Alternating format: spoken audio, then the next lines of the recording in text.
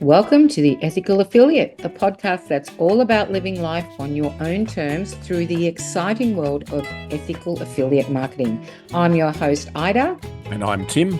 And in each episode, we'll be exploring the possibilities, strategies, and mindset shifts that can empower you to build a business that aligns with your values and allows you to design the life you've always dreamed of.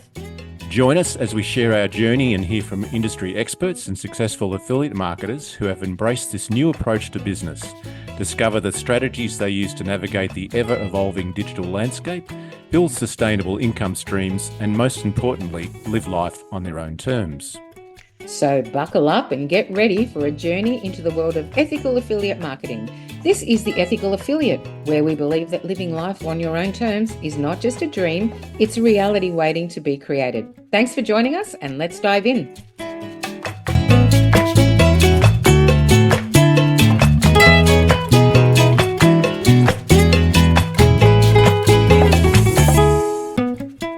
Welcome to the Ethical Affiliates. Thank you for all being here. Hello, Ida. How are you? I'm sensational this week. How are you, Tim? I'm recovering. Recovering from what, pray tell? Well, I was going to say you go first, but okay. I haven't had a great week. I'm off centering the camera, so let's just sort that out. Firstly, just to preempt what we're doing here, I'm on an iPad, so that I look weird. I look weird anyway, but I'm on an iPad and it's pretty hard, and my hands are going to be really strange in front of you. So I hope the sound's okay. So apologies if the sound's not right, if the video's not right. But we're determined to do this, and it's a power to the testimony of having a mobile phone or an iPad, because basically my laptop got stolen. No. So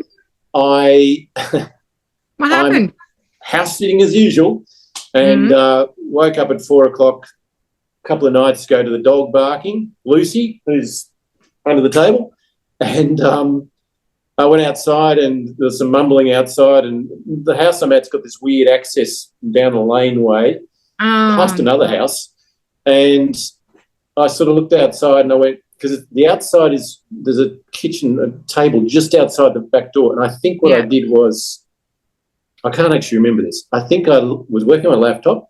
I went off, it was late, went off to brush my teeth, went to bed and forgot the laptop was out there.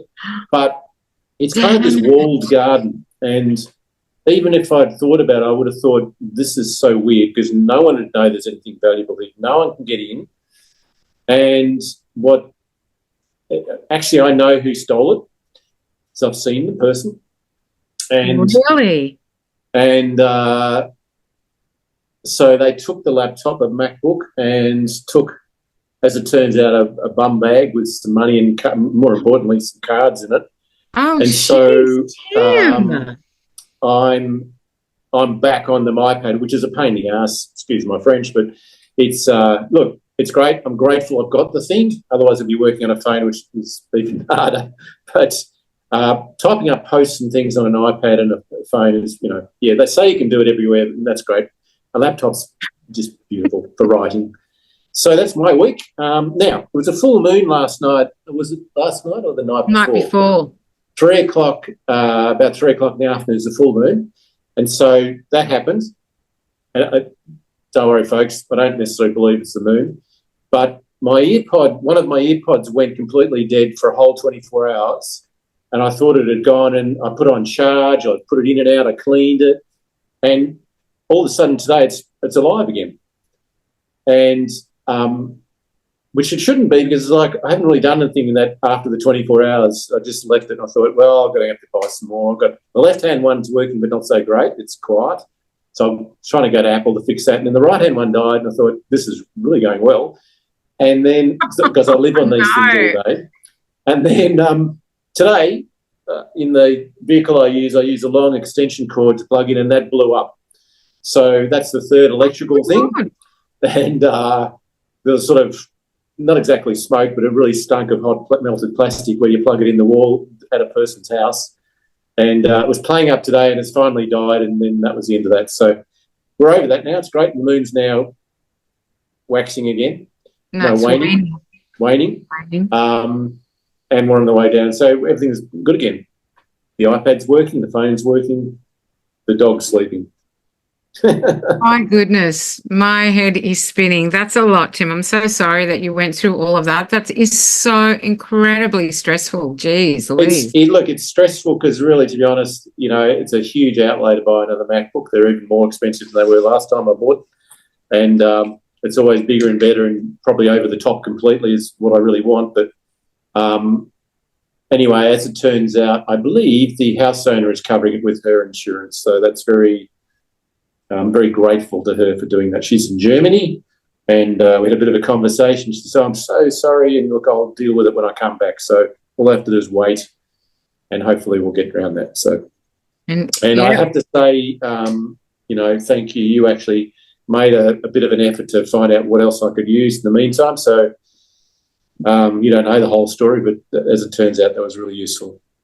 So I don't know, to be honest, this is not a podcast about what happens with stolen laptops, but I have no idea what anyone does with something with a branded serial number, whether it goes off to a foreign country and they, get $100 for it or something. I just don't know how. Once you turn it on again, it comes on the network, and I have no idea. So anyway, that's not my field of expertise. Stolen goods. Wow, it's interesting that you actually know who did it. Anyway, we won't go there, obviously, for legal reasons. Wow, well, onwards and upwards, dude. Thanks for still showing up. What a week. Bloody hell. It's been an interesting week, yes. Yeah. So how about you? Well, yeah, I mean, we do need to have a little discussion about last week's episode. But I'll do that in a second. I had a great weekend. I caught up with some of my best friends in the whole world, actually, if not the best. I went to college 30 years ago. I studied music with this incredible lot, and we had the most amazing catch up. And there's something to be said for long-standing connections, and it reminded me of who I am deep down, who I am underneath, not Ida the mum, not Ida the partner, not Ida the business person, but just me, just Ida, who I am, who my friends are, and it was a wonderful, wonderful thing to experience. And I'm still feeling quite, it did take me a day or two to recover. In fact, I feel like I'm still recovering, but the glow that I'm feeling from that weekend is still very much a part of me. And so thanks, guys, if you're listening. Love you all so much. You are amazing.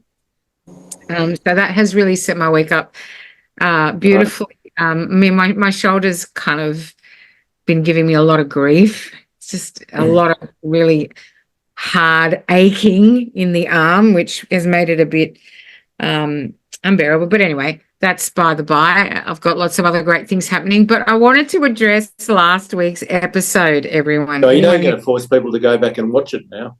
No, well, that's, God, good luck if you do, Jesus. Like, at least you had something of value to say. My whole contribution was, yeah, right. Yeah, I don't know. I must explain. Firstly, let me say I'm terribly sorry to you all for the lack of value that you got last week from me, but I was in exceptional amount of pain, and I took some pain relief. And I did say at the beginning of the episode that if I kind of went off into La La Land, please forgive me, but I did not realize how far into La La Land I went into until I listened. The power of affirmations. Yes. So I wanted to, especially thank you, Tim, for,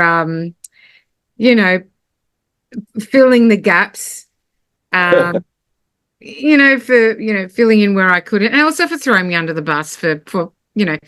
No problem. So I couldn't how bad it was. Yeah. I couldn't believe it. I was listening to it in the car. Thought I should probably listen to some of these episodes, and I was listening to it, and I started laughing because I could not believe what I was hearing.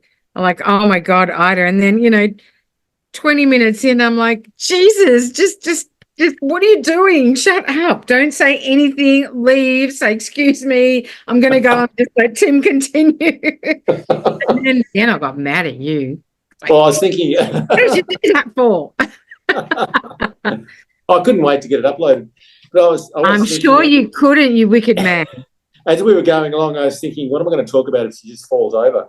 I'll have to think up something. So, but you stayed the course, which was great. Thank you for that. I had my hand on the tiller and you were just floating around in the sails. I was. It's interesting that today my background is outer space, where that should have been my background because that's very much where it was, where I was. Awesome. Righto. Okay. Well, let's So today, this week, what are we talking about? episode 12, we're talking about multiple income streams. We are. Yes. Yeah, and how great it is to actually be able to set something up like that. And to create these wonderful passive incomes rather than just relying on one thing. And how do we do that? How do we move across all those things? And, how I personally am seeing a new way of doing business evolving that involves AI and it involves multiple products and services in the one place. And I just think it's fantastic. I love it. I love that idea of, especially when you're representing something like using the ethical affiliate, for example, right? Affiliate marketing, all about being ethical. My personal branding is all about, ethically sourced products and services and not necessarily just having one. Now, I think in this day and age, we're often advised that we have to focus on one thing, which I get that. I totally get that. But I also think that you focus on that one thing that leads to several others. Yeah. You kind of become the pipeline, I guess. Your brand is the pipeline to a whole bunch of different things. You know what I mean? So I think there's real value in that. And that is when people really start to know, love, and trust you by who you associate yourself with. You are your brand. That's when people are always going to buy you, not necessarily your product. So because they've got to really know, like, and trust you as a person. So if your brand is of a certain either ethical, moral, whatever standing, whatever industry, you become the pipeline for that. So, and I love that because it's so individual and you attract people that relate to you. And I kind of see this whole thing where people are really going to move into their own tribe, so to speak. Like they're going to find one another, find those like-minded people. But it's interesting. It's kind of a dilemma that there's a little bit of a dilemma, but because it's social media. Let's call it social media, but it's just online business.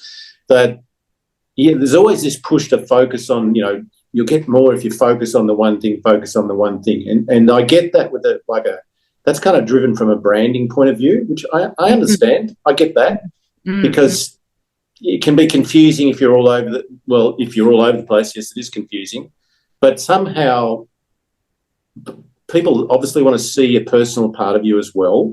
And they are, I'm sure they're interested in other things you do. And, I wrote a post about this quite a while ago and you reminded me about it, that it's great to say you just focus on the one thing, just concentrate, just put everything else aside, that all the really greats of history didn't do that at all. Now, I know it's not business online necessarily, but it's still the same. It's the same vein, along the same vein. Michelangelo and, all the Da Vinci, all these philosophers and artists, they did a whole bunch of things. They might have written poetry. They might have sailed boats. They might have become experts in a whole bunch of things. And, of course, they're known for one thing. But when you really read about them, looking at that, they were informing their life by a lot of different things. That's right. And so it's okay saying I'll just focus on the one thing, but I really, if you're online and you want to be known for one thing, I understand that. But you've also got to upskill and keep your skills up in other things, especially just have a break. And we were talking before we went online on camera that, talking about retreats and things we want to do in the future. And part of that is to get people away completely from, and also having business meetings together, that to get people away from their normal environment and be able to think freely and just get off the camera and get off the, the iPad and and And I breathe. think that's really important. And I know it's kind of a little bit off drift from multiple streams of income, but I think that's important. Maybe you are interested in doing something else that brings in income. Yeah, absolutely. But that is part of multiple income streams, you know. Or at least, and multiple sources of creativity and interest, That's I think, as exactly well. right. That's exactly right. Now, look, you know, my aim is to become someone that can offer people solutions if that people that want to work online, offer them solutions and coach them through how to run their online businesses and their affiliate businesses and be able to fit every budget, be able to suit every budget and Yep. have them all up and running to a point of great success. And my role is to assist those people to flourish in their businesses, essentially, you know. And I think that's a wonderful way to work. Because you know, what I found too in this industry is, especially with the high ticket things, like there's such value in high ticket, you know. And yes, it takes work, just as much work to do high ticket as it does to do low ticket, maybe more actually, because you're selling high ticket. But how great is it that to offer a service where people might want to start in low ticket and go, you know, this is what suits my budget right now. And then later on, they might decide, you know what, I actually want to do a bit of high ticket. I want to try that. And I think the main thing is if they've got the support, because I'm running my own affiliate businesses, when they affiliate with me through my affiliate businesses, they automatically get my support. I think if someone is supported through those things, then they're more willing to take that chance. And also, if what you're affiliated with is a really sound product, a really sound service, something that's proven and long-standing, then it's just such a great way to be able to make a living, you know, and for me personally, a great way to be able to assist people in making their living and help them find their way through this relatively new way of doing business, you know. So, and I love it. I absolutely love that person-to-person interaction, because it's, you know, it's not about what I can get out of you. It's about what you can get out of you, you know, because you get great stuff out of you. That's automatically going to work for me, you know, by default. I get it. Yeah. And what a great way to be. So, and what a great role to play in someone's life is to support them in helping them, and this is a system that really nourishes itself. It's a community that nourishes itself, and it's all about inclusivity and helping one another. I just can't see a downside. I can't see a downside. No, I think, you know, it's interesting. I think that when you think about it, a lot of companies actually have a range of products. And if you want to think of yourself as a, you know, like, I mean, obviously car companies have really come to mind, because it doesn't matter who they are, BMW or even, you know, Kia, they have a range of cars on a scale from basic and cheaper to a luxury car. And, you know, Kia, maybe they don't go up to the price of a BMW, but they've got I presume, I don't know Kia that well, but they've got a cheaper Kia and a more expensive one. So as a business, why wouldn't you have and this is the benefit of low ticket and high ticket, because I wouldn't suggest to someone they have 3 high ticket items in their affiliate marketing as an affiliate marketing and nothing else. But, you know, why not have a lower ticket thing for, just as you say, for someone to enter the market and try things out? And that's right. if they want to go to high ticket, because there is, look, we say it's just as much work to sell a high ticket as a low ticket. It's not entirely true, because we know that the amount of mindset changes we have to get our head around to buy a $6,000 or a $10,000 or a $20,000 thing is a lot different to a $200 thing. I mean, it's almost like I'm just going to buy it, put on a card or whatever it is. or no, I've got to Yeah. really think about It's a this and lot get less behind it. scary. So, yeah, it is more work. It's more work. It's not to say it's worse or better, because in affiliate marketing, the commissions are obviously going to be greater. And if you have the right product, the commissions might be really good, as opposed to a similar price thing from another company where the commissions aren't that great. So I think we've both got a lower ticket and a higher ticket item. I think that's a nice range. I think it's a nice range. And also two completely different things. So Yeah. that's, one's helping people build a business, and one is a health and wellness thing. So I think, if you wanted to get something else that comes in. I'm so excited. I get these things off the ground. Maybe I'll do something in another area. So, so I think, what I'm trying to draw a parallel to is that most businesses have a range of products, and then we get online, we go, oh no, we just want to sell this one thing as an affiliate marketer. Well, that doesn't necessarily make a lot of sense. And I'm sure most of us can focus on several items at once. It's not that hard. That's correct. That's correct. And I think what we've been talking about too together off camera is that sometimes we have an overall brand. What we do in our case is it's coaching, helping people to get a business online or get on with their life. And often those things are very similar. And then underneath that is maybe some affiliate marketing products. So I think that's a nice blend. And it allows you to, as we may have said in the past, what happens if, or actually we're talking about social media companies, what happens if an affiliate marketing product that you've been putting a lot of work into, they go dead or they go broke? At least you've got one or two others you can rely on while you're looking for another one to fill that gap. So there's no real downside. And I think this focus thing is like, well, once I know how to do affiliate marketing, I just apply all those strategies to that particular brand, and keep it within your field of interests. For example, for you're more of an artist than me by a long shot. That you might find something in that field, and you can talk about that easily and bring it into your business.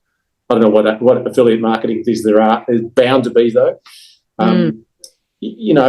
Maybe not a great example, but I guess the point across that, it's something that you're inspired, you love, and why not bring it in? Because you can talk about it on your social media.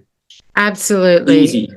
Yeah, look, I really think with the online space, multiple income streams are definitely a good way to go, because once you have your system up and running, your system's up and running, and you can get on and freely talk about it and talk about what you do, and as opposed to promote a product specifically, I would say I would talk about, what we do, what we basically talk about here, which is affiliate marketing. And I've got a range of products. So if you want to have a look and suss it out, there are my details. Yep. And just be really open and transparent about affiliate marketing and multi-level marketing, because multi-level marketing is not the devil. When there is a legitimate product and service, because it's still an exchange, and I think. So I've been really thinking about this a lot, because, multi-level marketing gets such a bad rap. And I think when you're selling nothing of value, and you're basically, relying on money circulation to fund your income.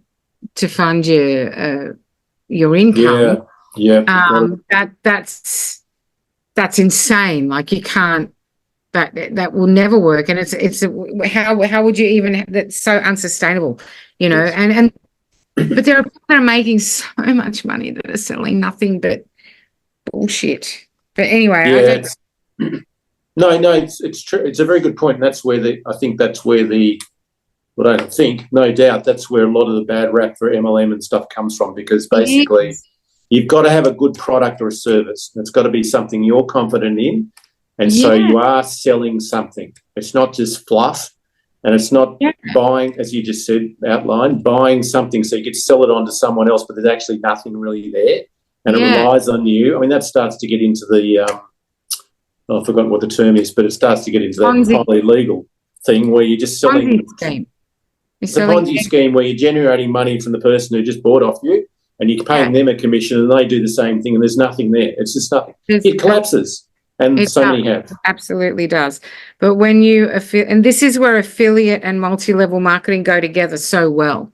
Yeah. Right. And they're two different things too. Like affiliate marketing is one thing and multi-level marketing is another. But what I'm seeing now is that they're being combined, Yes. you know, so that, and I think that encourages better business. It encourages, gives more incentive, you know.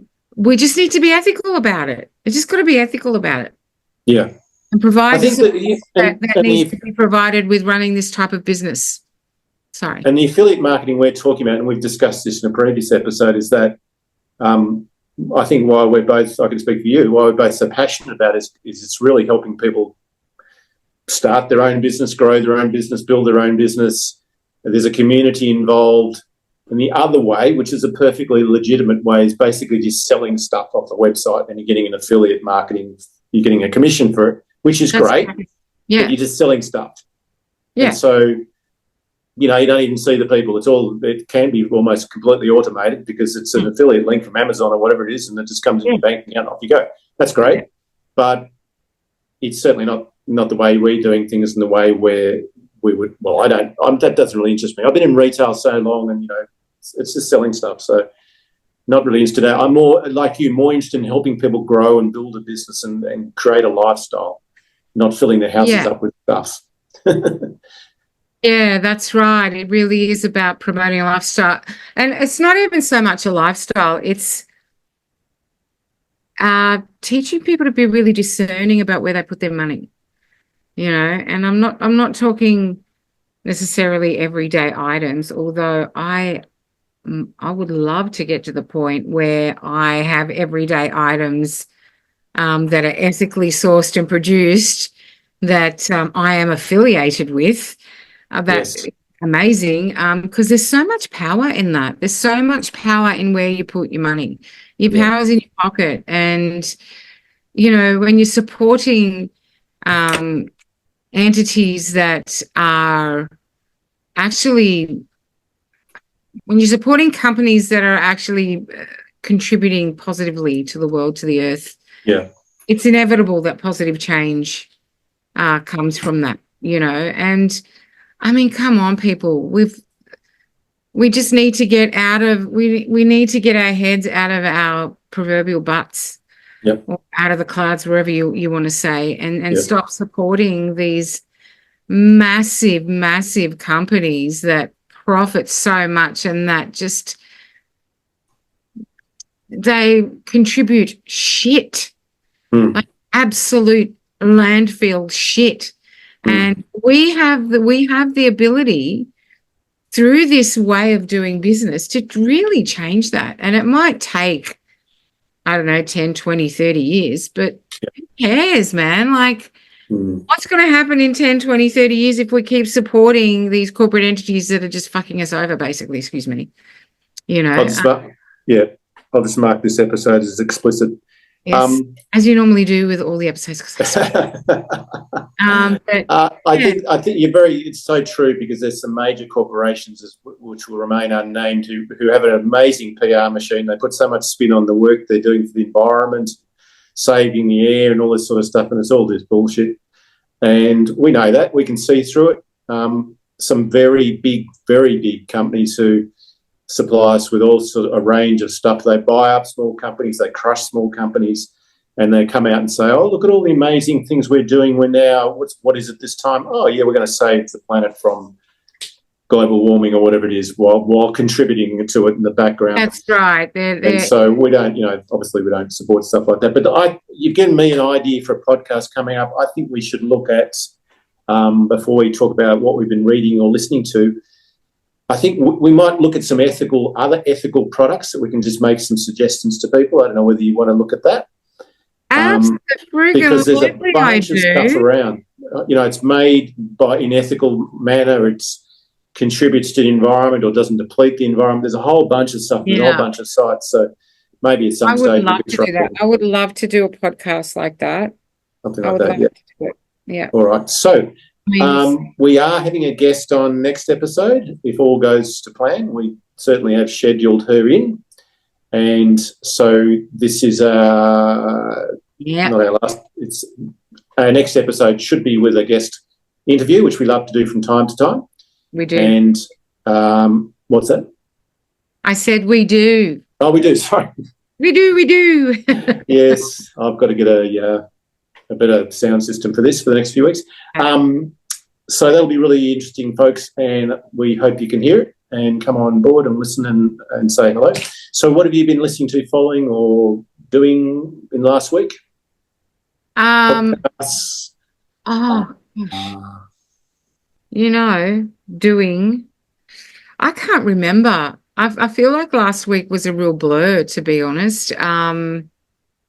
What happened? There was something I was reading, but it's not coming to mind at the moment. I know I've been working on a lot of stuff. I've been, working on just the business stuff. But I can't say I've been listening as much this week. I think I've been focused on my pain and just showing up where I absolutely have to, and of course going on the weekend, having a great time. Yeah, that's great. Well, I can't really offer any suggestions. I've been reading a whole bunch of stuff, most of it totally unrelated to work or business. I've been reading about Basho, the haiku Japanese poet from 400 or 500 years ago. He wrote a book about travelling by, as you did in the day, walking up to the north of Japan and all these villages and things, and he wrote beautifully and also wrote haiku.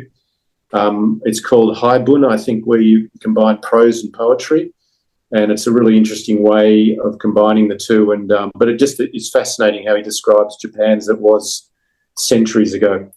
And so that's kind of what I've been focusing on mostly this week. So I've had a break, as you have. Amazing. How beautiful. How layered is poetry. Oh, my God. Incredible. It's such an in-depth art.